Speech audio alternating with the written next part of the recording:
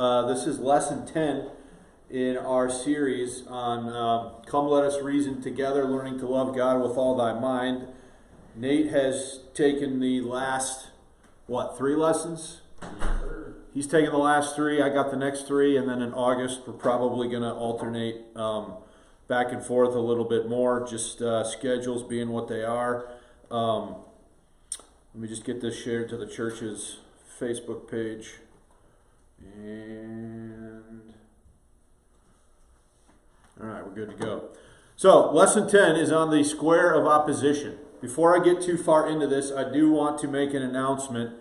Some of you might have seen this, some of you maybe not. I've been saying that I'm going to make a video about the Scotland trip.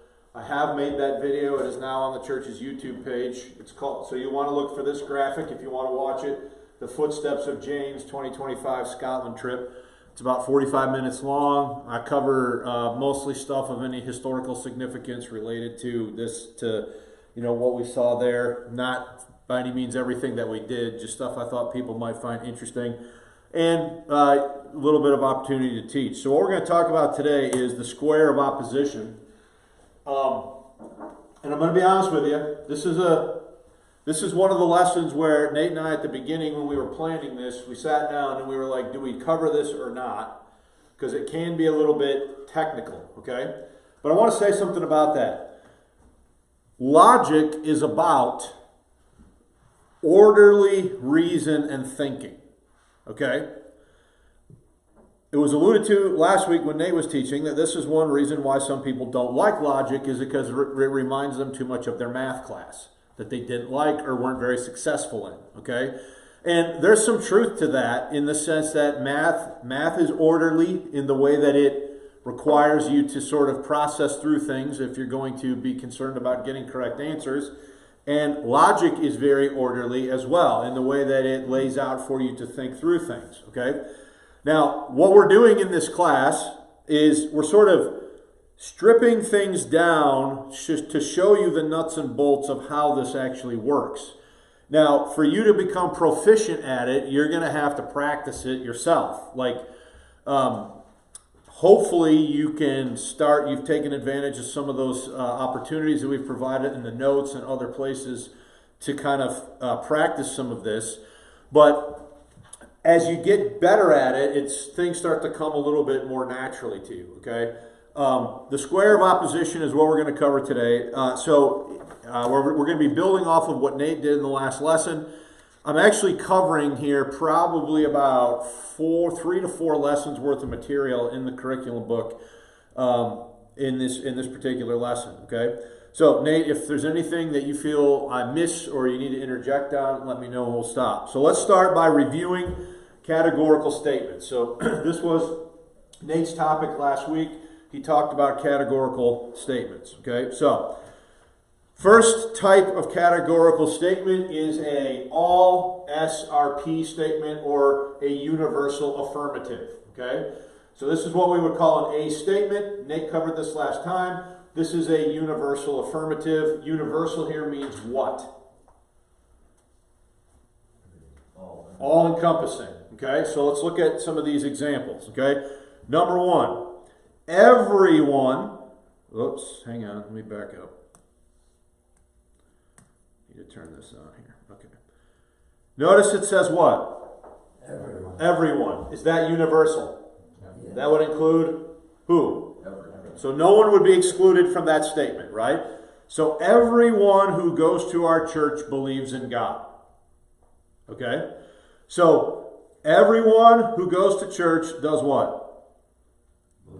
At least this is what the statement is claiming. Okay, we could debate if it's an accurate statement. I'm just using this as an example. Okay, then look at the next one.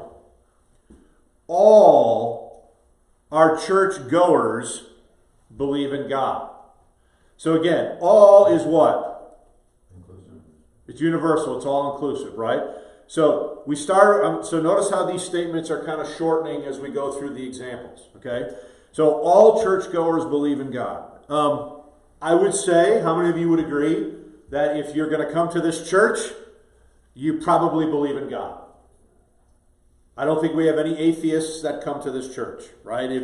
you're an atheist, you're probably not interested at all, in fact, in what this church believes and teaches. You probably think we're a bunch of fruitcakes and nut bars, probably. But, so all our churchgoers believe in God, and then this is the form that Nate was trying to get things into last week. Notice again, all what? All. So all of these statements are what kind of statements? They're universal. They include everybody. Nobody is what?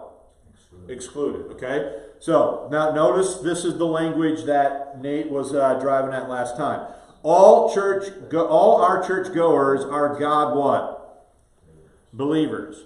So we could say all C are G. C would be a reference to what? Churchgoers. G would be a reference to what? God believers. Okay? So we have a universal affirmative statement here in the form of all SRP. All our churchgoers are what? God believers. Okay? So before we go any further, does anybody have any questions or need any clarifications on that? So this is a universal affirmative statement, what we're going to call A in the square of opposition, as you'll see in a minute. Okay? So again, that's a review. So are there any questions about that category? Okay? Next category. No SRP. Okay? Now this also is universal, but this is what we would call a universal what? Negative. Okay, so let's look at the first one. None. None of my friends understands algebra. So is none universal? It's universal. It means that literally no one that I'm friends with understands what? Algebra. Okay? So it's a universal negative statement. Okay? And the reason it's negative is because we're talking about they do understand algebra or they don't understand algebra. They don't. Okay? So we could say it this way. No friends of mine, shortening it a little bit, understands algebra. And then we could put it in the format that Nate had us do last week. No friends of mine are algebra what? Understanders. Okay? So we could say no F. F is related to what? Friends. A is related to what? Algebra. Okay? So this is a universal negative. So, I'm going to tread lightly on this example, but my wife will say to me sometimes, you always do such and so. Okay? And I'm like, I always do that? Without exception, every time. Okay? Because I know yes, if you were to say, I do that a lot, or even most of the time, okay, I could accept that. But to say that I always do thus and so, is that a universal statement? That would mean that I would act that way every single time without what? Exception. Okay? Or you could go the other way. You never do thus and so. That would be a universal what? Because maybe it's true that I most of the time, quite frequently, don't do whatever that is that you want done. But to say that I never do is probably not in accordance with what? The facts, right? But you understand that, do people talk this way all the time? So, another example that has come up in our family is we would go to the store and we would purchase certain food items only to find out that the entirety of the bag or the box was gone within like a half an hour. The kids ate all the stuff. Okay? So you go and who ate all the cookies? All the cookies is what? It's universal. Some of the cookies would be universal or not universal. Okay, you understand, right? So people talk this way all the time. And of course, when I say, do I always do that? That's, of course, the wrong thing to say in that particular setting. But when I say that, am I engaging in some form of logical evaluation of what I'm being told I always do? Choose your battles carefully. Yes, be a Jedi and choose your battles wisely, I suppose is the solution there. But my point is, you understand these are universal, right? They're totalizing. They would be this way all the time, okay? Let's go to any questions there. It's like make with the door last week. What was that? Well, I don't remember that discussion. Nobody ever closes the door. Oh, yeah. No one ever turns the lights off, except me. Okay, you go. Tim Hawkins has a joke about how he goes through his house turning off lights. I kind of can relate to that. But anyway, okay. So does anybody have any questions about the first two categories of categorical statements? Are we good on this? Okay. The third type is some SRP. Okay. So now this is particular. If I was told that you sometimes forget to take out the trash, okay, I can accept that because sometimes I what? I do. If I'm told I always forget to take out the trash, I can't accept that because sometimes I what? I do remember to take out the trash. Okay? So these are particular, affirmative. So let's see and look at the language here. Notice, many Christians know a lot about the Bible. So it's particular because we're only talking about what? Some. Many, a portion, some. If it were universal, it would say what? All. Okay? Next one. Some Christians know a lot about the Bible.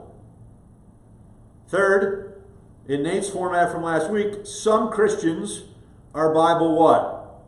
Knowers. Now, is it true that many Christians know a lot about the Bible? Sure. Is it true that every Christian knows a lot about the Bible? Could be any number of reasons for why that would be the case. Maybe you're a new Christian, right? Maybe you don't pay attention. Maybe you never read the Bible. Maybe, there's any number of reasons why you could be a Christian but not know a lot about the Bible, right? So many Christians know a lot. So then we come down to this form here. Some Christians are Bible knowers, right? So we could say some C. C is a reference to what? Christians. RB. B is a reference to what? Bible knowers. Okay? Any questions there? So that would be universal affirmative. Particular affirmative. And then the fourth kind is what we would call some S are not P, or a particular what? Negative. Okay? So let's look at this. Many relates to what? Some are not P. Many books in the Bible do not have references to Satan in them. So, some SRP. Many books in the Bible do not, negative, have references to Satan in them. So, is it particular? Yes, it's only dealing with what? Many or what? Some. Is it negative? Is it talking about what's not true? Yes. Look at the next one. Some books in the Bible, again, do not have a reference to Satan in them. In Nate's format from last week, some Bible books are not Satan referencers. Okay? So we could say that some B, referring to what? Books of the Bible, are not S, meaning they don't refer to who? Satan. Okay? So we've got four types of statements, all right? We have universal affirmatives. We've got all these things set out. Now go to page 2 of your notes. So what we need to do is we need to put these on a square, okay, and show the relationships that these statements have towards one another. So the squares in your notes are blank, and the intention is that you will label them as I go through them up here on the slides, okay? So let's talk about the square of opposition, okay? So, we first have all SRP. We're going to put that in this corner here. This is our universal what? Affirmative, okay? No SRP. That would be our universal what? Negative. Okay? Bottom left, some SRP, what would this be? Particular affirmative, right? Okay? And then over here, we have some SR not P. This would be our particular what? Negative. So all we're doing now is we're taking the types of statements that we saw last week and that I just reviewed with you, and we're plotting them onto a square, and this is going to ultimately represent the relationships of these types of statements to each other. Does that make sense? Okay? So we can also say it this way. So our A, we could abbreviate. We could just say, whoops, that's not what I wanted to do yet. We could just say A. So A is correlating to what? All SRP. Okay? We could put our E up here in this corner, and this is relating back to what? No SRP. And the bottom left would be our, whoops, I went back when I didn't want to do that. I want to go this way. Would be I. Come on. Our I statement would relate back to what? Some SRP. And then we have our O statement, which would relate back to some SR not what. Okay? So this is a shorthand on the right. You're viewing it on the right-hand side of the screen. This would be a shorthand way of saying what?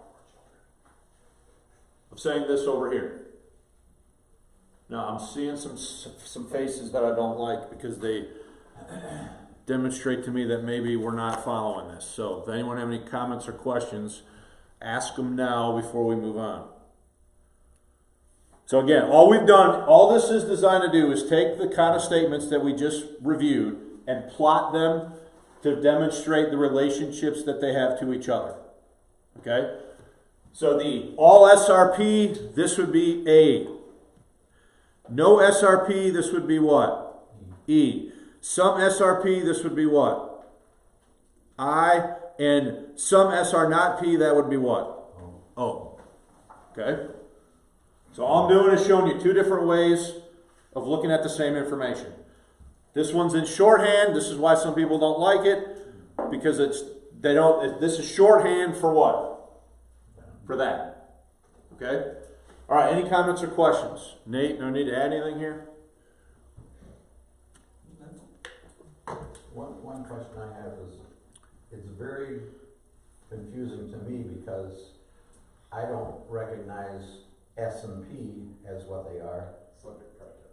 And I don't recognize, and then once you establish that box, which I don't understand without going back to the previous box to explain it, then you're giving it letters that don't relate to it at all either. So it's like two steps.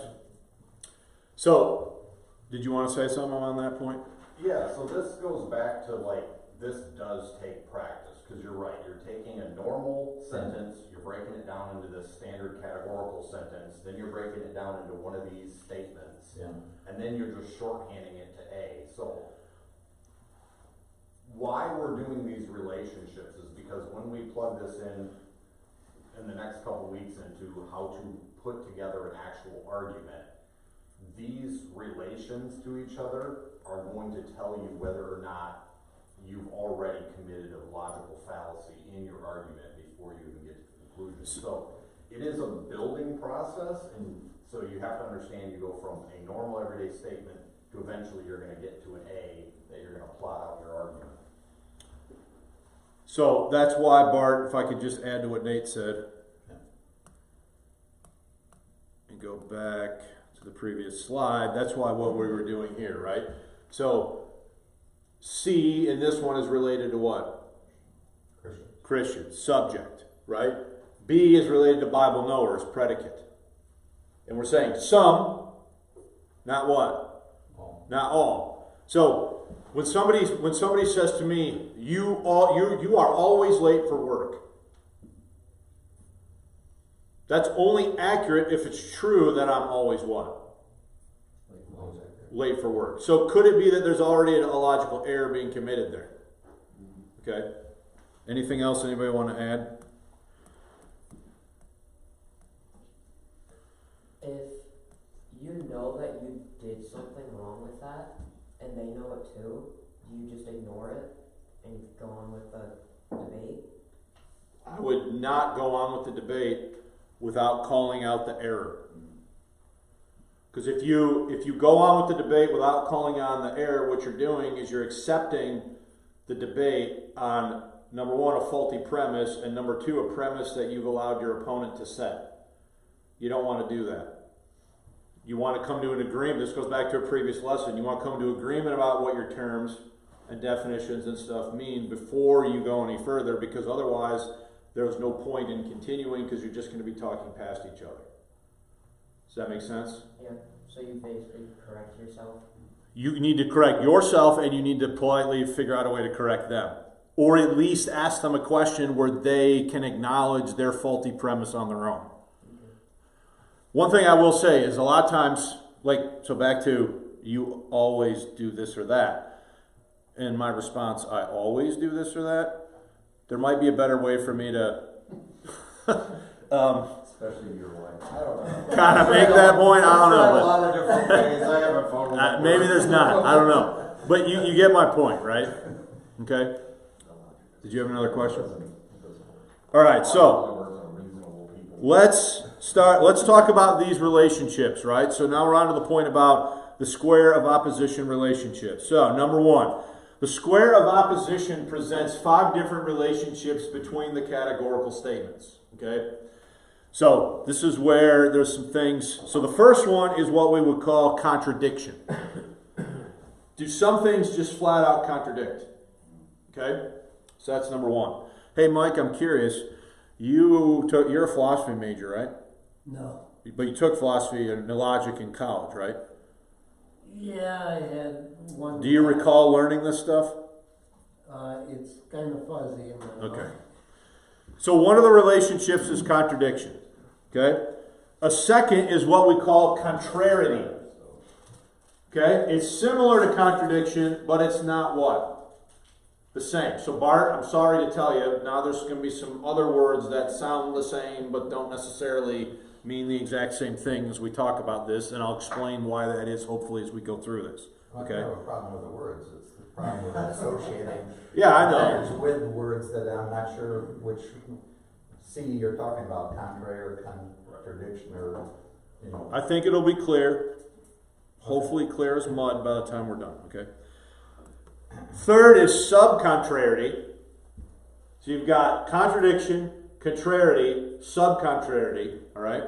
I'll explain what these are. Subimplication and superimplication. Okay, so we've got things plotted out on a square. I'll show you this again on the next slide, all right? And we've got different relationships between different statements depending on where they show up on the square of opposition. Now, trust me, it might be hard to see why this matters, but when you get into the types of theological discussions that, I'm engaged in online with certain people, this stuff matters a lot because people make errors. We're all prone to error. To err is human, right? I'm not sitting up here and saying that everything that I've always said is 100% logically, spot on, because I make errors too. We all do. But the point is, you need to be able to spot the errors. And what is often the case, and I'll say this partially to your benefit, Bart, for what you brought up, it is often easier to spot errors than it is to positively make sure you're not making any. You follow what I'm saying? I think that's generally the case all the time, frankly, in many things. And I just made a universal statement. Okay? But to me, it is always easier to say, so let me give you an example. Peter Ruckman, some of you might know that name, some of you might not. He wrote a whole series of books called Why I'm Not an Atheist, Why I'm Not a Calvinist, Why I'm Not a Pentecostal. Okay? Now notice the framing of those titles. Are those positive titles or are they negative titles? They're negative titles, right? They're designed to say why I'm not that, not to say affirmatively. If he were going to write a book, his book would be Why I'm an Independent Baptist. So if you say why I am an Independent Baptist, now you're not making negative arguments about why those guys are wrong over there in the weeds. Now you're marshaling your own arguments to the positive for why people should agree with who? You, okay? Now, I'm going to say to you that it's my opinion that it is always easier to make negative arguments. Always easier to argue to the negative of why this guy's wrong or that guy's wrong or that thing over there is incorrect than it is for you to now build and marshal your own case upon a positive foundation of facts, evidence, logic, and reasoning. It's always harder to do that than it is to say why somebody else is wrong. Now, you know this, right? Think about the exchanges that happen in our current news media. Okay? And next time you're watching TV or listening to the news or reading it online or whatever, pay attention to how is this being framed. And I'm going to suggest to you that it is often the case, not always, but often the case that the framing is negative. Why the Democrats are wrong, why the Republicans are wrong, why Trump's an idiot, why Pelosi's dumb, you know, this sort of stuff. Okay? Anybody have a question or comment? Okay, so let's talk about the first relationship then, which is contradiction. Okay? And contradiction is specifically going to apply to A and O statements and I and E statements. So just bear with me, Bart. Okay? So, here is a statement, an A statement. Okay? All Christians are forgiven sinners. So, is it universal? Uses what word? All. Is it positive? It says are. All Christians what? Are. Okay? The corresponding O statement then would be no Christians are what? Forgiven sinners. Are those directly contradictory? Do they directly contradict each other? Yes. Yes. It is not possible for all Christians to be forgiven sinners and no Christians are forgiven. It's insane. It's not going to work. Does everybody see that? Okay. Next one. Some Christians are forgiven sinners. So, now is this particular? Yeah. Is it positive? Yeah. In contrast with some Christians are not what? Forgiven sinners. So do these directly contradict each other? Is everybody with that? Okay. So, let's look at it diagonally now. All Christians are forgiven sinners. Some Christians are not forgiven sinners. Okay, so if we're looking at it along this diagonal, what's the nature of these two statements? Contradictory. They're contradictory. How are they contradictory? It's all inclusive and the other's not. Okay? Can we do the same thing going this way? Yeah. Some Christians are forgiven sinners. No Christians are forgiven sinners. Okay? So remember, this is an A. Now I got to remember them. A, E, I, O. Okay? So on the diagonal verticals, are these contradictory to each other? So we say that these are contradictory. So contradiction is a relationship between A and O statements along the diagonal. Or between an I and an E statement along what? The diagonal, right? So we can look at it like this, breaking it down. An A statement, that would be this statement here. An E statement, that would be this statement here. An I statement, this one over here. And an O statement, this one over here. Are they contradictory of each other? Now, all we did, so don't get, all upset. All we did is we plotted some statements and we're showing the relationship between the statements, and we could say then that these statements are in what? Contradiction. So the A is in contradiction with the O, and the E is in contradiction with the I. Now, let me say this. Would this be the case, assuming the statements are structured properly, would this be the case for all A and O statements and all E and I statements all the time? Are they always going to be in one? Yeah, they have to be. They have to be. Logically, do they have to be in contradiction? Okay? So, we could say, I think I have a spot for you to, somewhere underneath that, you're going to want to write this statement. Somewhere underneath that other square. Let me get rid of this right here. Okay, so statements in the opposite corner are contradictory statements. So there's the simple rule. Statements in opposite corners, they're always going to be what? Contradictory. Okay? So I'm trying to go slow because I know this could be a lot to sort of process. Does anybody have any comments or questions? Okay. Next type of relationship is contrarity. Okay? Contrarity. So in contrarity, we are always talking about the relationship between A and what? E. So this down here, we're going to just cross this out. We're not talking about this. I should have taken it off, but I forgot to do it. All right? So where's the A statement going to go on this? Top left. Where's the E statement going to go? Top right. Okay, so let's look at an example. Okay? All astronauts are. So is that a universal positive? Okay? All astronauts are men. Our E statement is no astronauts are what? Also, that's a universal what? Negative. Okay? All astronauts are men versus no astronauts are men. Can both of those be true? Can all astronauts be men and no astronauts be men at the same time? Okay? Cannot work. Okay? So hopefully you've labeled that. Middle of the box.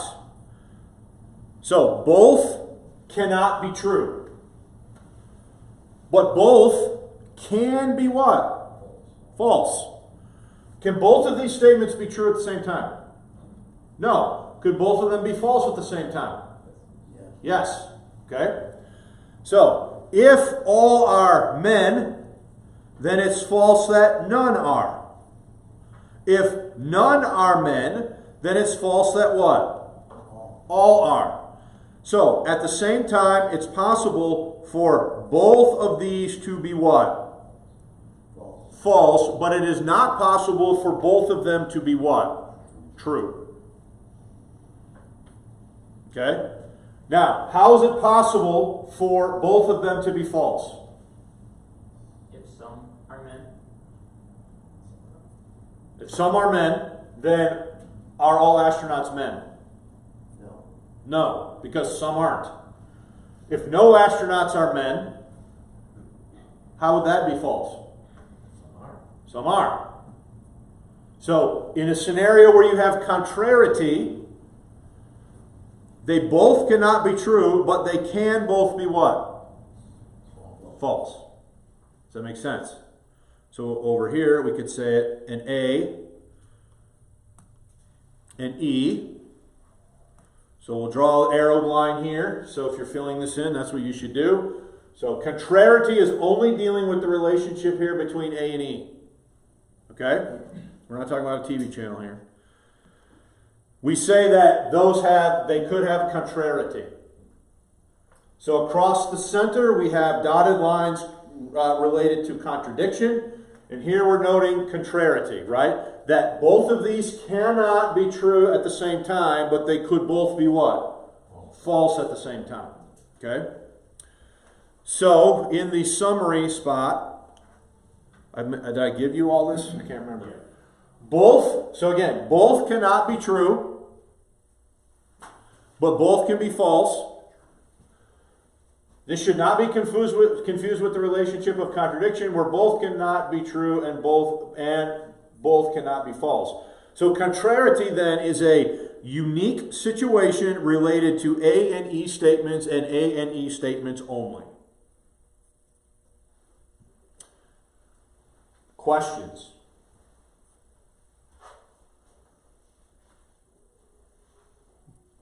No questions. Okay. So we good to move on? The next one is subcontrarity. Okay? Subcontrarity is dealing with the relationship between I and O statements. All right? So where am I going to put an I statement? Bottom left. Where am I going to put an O statement? Bottom right. All right? So let's look at the example. Some preachers. You guys missing a page? Yeah.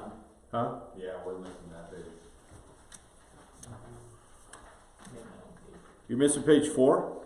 Yeah, we got 4 with some. Am I missing an example? Okay. Apparently I. So you're just going to have to pay attention up here. Always make mistakes.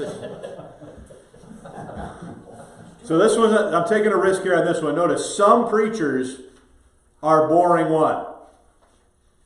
Speakers. Some preachers are boring speakers. That's probably true. Okay. So, universal or particular? Particular. Positive or negative? Positive. Okay, so somewhere you guys can draw these out and you can work around an inept teacher, okay? Some preachers are not what? Boring speakers. I think that's more positive than the first one. Yeah. Well, it's saying that it's negative from the standpoint of they don't have the quality of being what? Oh, okay. Boring. So are they lacking the quality of boringness? Okay? Well, actually, so that would mean they're not boring, right? So some preachers are not boring speakers. Some preachers are boring speakers. That's the nature of the relationship that we're looking at here, okay? So, is it possible for both I and O statement to be true? It is possible. Is it possible that some preachers are boring speakers and that some preachers are not boring speakers? Can both of those be true? Yes. Yes, they can both be true, okay? But it is not possible for them to both be false. Okay, now why could they not both be false? Because then would you have the problem, they'd be like oil and water, right? So they could both be true, but they could not both be what? So notice that what's going on down here is at the opposite of what we saw going on up here. Right? With contrariety, we saw the opposite. We saw that both of them could not be true, but they could both be what? False. But down here we're saying that both of them what? Could be true, but both of them could not be what? So it's the opposite here of what's going on up here, which is why they call it the square of what? Opposition. It's an organizational tool to help you keep this straight, right? So with contrariety, which is what we just talked about, both statements cannot be true, but they can be false. With subcontrarity, which is what we're dealing with here, both statements can be true, but they cannot both be what? False. So is it the direct opposite of what we saw at the top? So at the top, these, they could not both be what? True, but they could both be what? False. Down here, they, let me make sure I get this right, they can be true, both can be true, but they cannot both be what? False. So we say, therefore, let's come over here, we'll fill in the I and the O, we'll draw a line down here across the bottom, to represent that I and O statements have the quality or the relationship of subcontrarity. So we call this at the top contrarity, we call this subcontrarity. So this would be a subcategory of what? Of the top. The bottom would be a subcategory of what? The top. Okay? So, to say this then, we could say that I statements are subcontrary to O statements, and O statements are subcontrary to I statements. The relationship of subcontrarity means, again, that both statements can be true, but they cannot both be what? False. Okay? Questions? I'm sorry, I don't know how I forgot to include that. You guys are we getting it? Any comments or questions? But this is why you've got to know this, though, so that you can think through what people are actually saying. So I have contrarity on page 3. You guys are missing it? Contrarity on 3, you don't have subcontrarity. Page 4 is subimplication. All right. Sorry about that. If there are no questions, let's go to subimplication. Subimplication is dealing with the relationship between A and I, and E and O. Okay? So this corner, we've got A, this corner, A, E, see, I, O, right? So we're talking about the relationships between these two and these two. Have we already talked about the relationship between these two and these two? Yeah, we've talked about that. That was contrarity and subcontrarity. So now we're talking about subimplication, the relationships between E and O and A and I. Okay, everybody with that? So let's look at the examples here. So, all children, statement is all children are God's children. All Christians. Oh, sorry. I can't read either, so I should just retire. Okay? All, is that universal? Yes. Yes. Are, is that positive? Yes. Yes. Okay? So we're going to compare that to an O statement. Some Christians are God's children. So is this particular? Yes. Is it universal? No. Some Christians are. It's positive, but it's not universal. It's not universal. It's particular. It's positive, but it's, yes. Okay? Is everybody with that so far? Let's look at the other side. Okay? We could say, no, that would be what? Negative. No logicians, those are people who practice logic, are, that's what? Positive. No logicians are poets. Versus some, particular or universal? Particular, are not poets. Okay? So now we're looking at the relationships here between A and I and E and O. Okay? So, for the notes.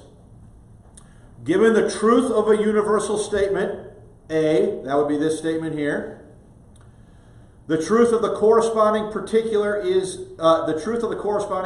statement, I, is implied. Okay, so if it's true that all Christians are God's children, then would it be true, therefore, or implied in that statement that some Christians are God's children? So in other words, is this I statement here implied in the A statement? Yeah. Okay. Let's go to the other side. Same for E to O, right? So if it's true that no logicians are poets, would it be implied that some logicians are not poets? Does everybody see that? Okay. So again, given the truth of an A statement, the truth of the corresponding particular statement is implied. Same for E to O. If an A statement is true, then the corresponding I statement must be what? It has to be true. So if it's true that, again, that all Christians are God's children, then is it automatically true that some Christians are God's children? This is implied in that statement up there, right? If an E statement is true, no logicians are poets, then it would be true that some logicians are not poets. If an E statement is true, then the corresponding O statement must also be what? True. So, we could go over here on this one, and we're saying a sub-implication, right? So we're saying that if A is true, if we're saying that A is true, then we're saying that it is implied that I is what? True. So we have a line with an arrow being drawn down, okay? And so we would label that sub-implication inside of the box. I couldn't figure out how to flip these letters so that it would read, but anyway, you get the point, right? Same would be true here. If E is true, is O implied? So we have the line being drawn down, and again, this is sub-implication, and we could say here for the summary that the truth of the universal affirmative implies the truth of the particular affirmative. Likewise, the truth of the universal negative implies the truth of the particular what? Negative. So if it's true that no logicians are poets, then it is also true that some logicians are not what? Poets. So again, the truth of this is implied in this, so we would call this sub-implication. We would draw the arrow from A to I on both sides, okay? So on the square of opposition, does each type of statement have a relationship to the other types of statements? Okay, any questions? Mercifully, I think we only have one left. There's a second implication there. If some logicians are not poets, then the implication is that some are. So Not necessarily. Go ahead. So with I in O statements, just because I say some are not something, that does not imply anything about the rest of the group. It could be that none are poets, I just don't know them all. So I'm only saying some are not of the ones I know, but it might be true in reality that none are poets, I just don't know them all. He's a poet and he don't know it. All right. Super implication. Okay? Now, super implication is going to be about the relationship between I and A and O and E. Okay? So, we've got A here. We've got E in this corner. I is in this corner. O is in this corner. So if we're talking about I and A, we're talking about we're going now back up the other direction, right? In the last one, we had the line being drawn down. This time, we're talking about a relationship going up, right? So, sub-implication, think you're going down. You're going down into the subway. Super-implication, you're in the subway, you're going back to the top, right?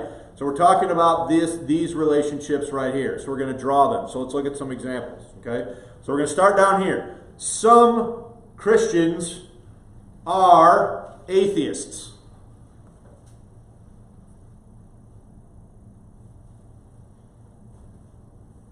Probably not true, but anyway, we're not worrying about that right now. We're comparing that, though, to all Christians are atheists. Now, are those contradictory? yes.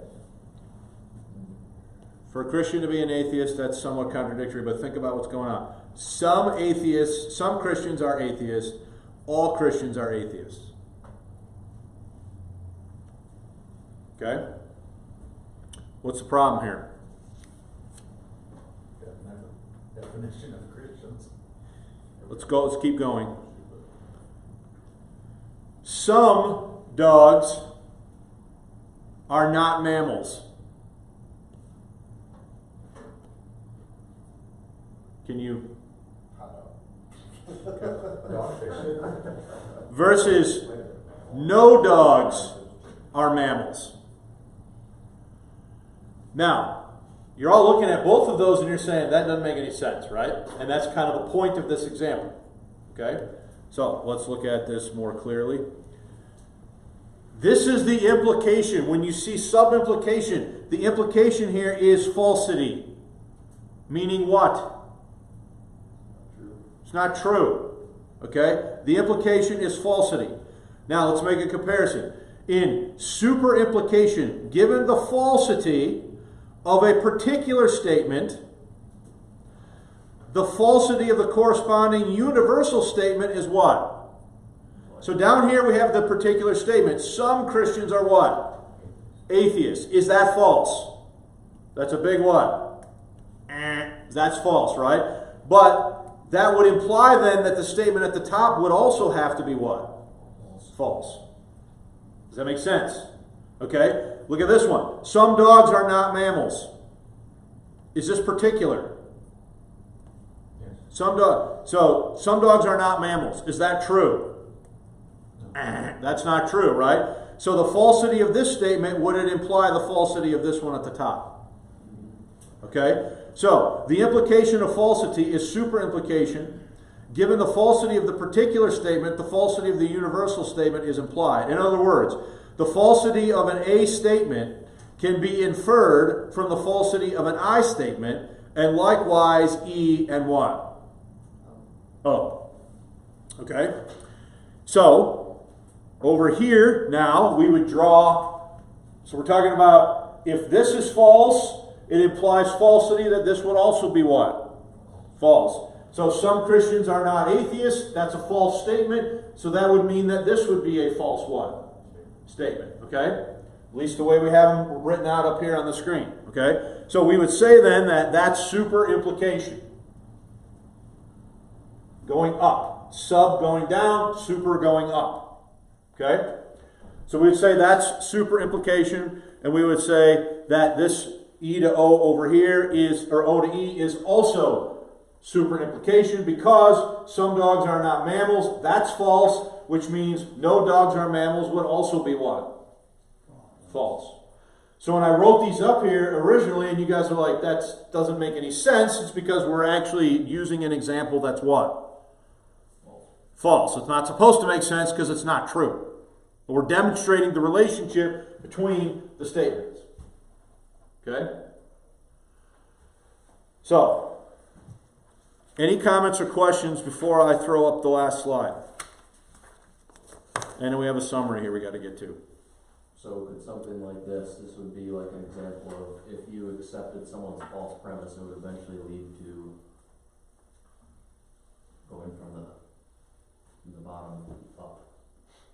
Yeah, I mean, I have to think through exactly what you're saying, but if somebody says to me some Christians are atheists, And then you accept the premise. and I accept the premise, It could lead to all Christians are atheists. if I let it, yes. Right. Yes, you could. This is where you need to, this could be an example where you gotta, so you would deny, if somebody said this to you, some Christians are atheists, you should automatically deny that as what? False. False. So that's why I say that superimplication has the implication automatically of what? I'm underlining it. Falsity. So an example of this is Dr. Krauss wrote a book, The Universe for Nothing. So to get around God having to create the universe ex nihilo, he posited that the universe created itself out of nothing. The problem is, so he would have a I statement saying some universes create themselves out of nothing, and then, but nothing he has redefined to have a vacuum state with negative energies and whatever, and then said, okay, well then from that came the universe, therefore all universes create themselves out of nothing. So he started with that I, but redefining nothing, and then he ended up with the A. Our universe then is created out of nothing by itself without God. Just like this would be a redefinition of what a Christian is. Correct, or atheist. Or an atheist. So that goes back to what we talked about earlier on. You got to define your what? Your terms. If you don't define your terms, are you gonna be all over the place? Okay? So let's get the summary here. So in this relationship, if the particular statement is false, then the universal statement of the same quality also has to be what? False. Okay? So, we could take now all of this and we could plot it like this. Right? So on this side we have our affirmative statements. On this side we have our negative statements. At the top, these statements are universal. At the bottom, these statements are what? Particular. Okay? The relationship between A and O statements and between I and E statements is the quality of what? Contradiction. A and E statements have the quality of contrarity. I and E statements have the quality of subcontrarity. A and I have the quality of subimplication as well as the quality of superimplication. If you're going from the top to the bottom, it would be sub. If you're going from the bottom to the top, it would be what? Super. And then the same is true on this side as well. So all of the statements have a relationship to each other on the square of opposition. So we got about 3 minutes left. This slideshow is going to be on the church's website with this diagram in it. I apologize for, I don't know how I skipped one of the examples there in the actual notes. But this summarizes everything that we've talked about, right? So, all SSP that equals A, no SSP equals E, some SSP equals I, some S is not P equals O, and then you have all of the different relationships to each other on the square of opposition. Could I make a suggestion and have that printed on your next worksheets, because that's a lot, Yeah, you could make lot that. of words. Yeah, you can make that suggestion, and I would probably take it. Okay, but it is on the website. Okay. So, any questions about the square of opposition? I know it's a lot. Let me just be blunt. If I were in my class at high school, I don't cover this. Because I can only imagine what would happen if I tried to cover this. It would be a nightmare. That's okay, I did in 8th grade. Okay, well, good for you. But this is helpful to know. Now, again, I'm also going to try to find some activities to include. I got next week's, so next week's lesson, I'll bring in the square of opposition handout, and we'll go from there. But in fairness, the square of opposition in the book is like 4 or 5 lessons. Right. So, Yeah. Now, in mathematics, when you have equations and formulas, they're always true. Now, if you turn this into, like mathematical formulas, Yes, these relationships would always be they'll true. always be true. My understanding is that these are always true in relationship to each other, depending on what you're talking about. Okay. All right. Anybody else have a comment or a question? So hopefully you got it. I don't know why. I'm going to fix these notes. Bart, I'll bring in a handout. I'll include next time in the actual student handout a copy of the square of opposition diagram, and we'll probably first bit of the hour just sort of briefly review it. So I'll make sure it's in the next set of student notes. Any other comments or questions? No. Yeah. I don't know how long ago it was when they came up with calculators and that. I mean, is it possible that they could get something where you could type in statements? AI, if you went to ChatGPT, it would tell you. You could ask it, what kind of statement is this? You could say, give me an example of a categorical I statement, a categorical E statement, and it would. You want to do it right now? Let's just see what happens. To answer your question, I think we can really All right, so what do you want me to ask it? The first, moonshot had Come on. slide doors. Yeah.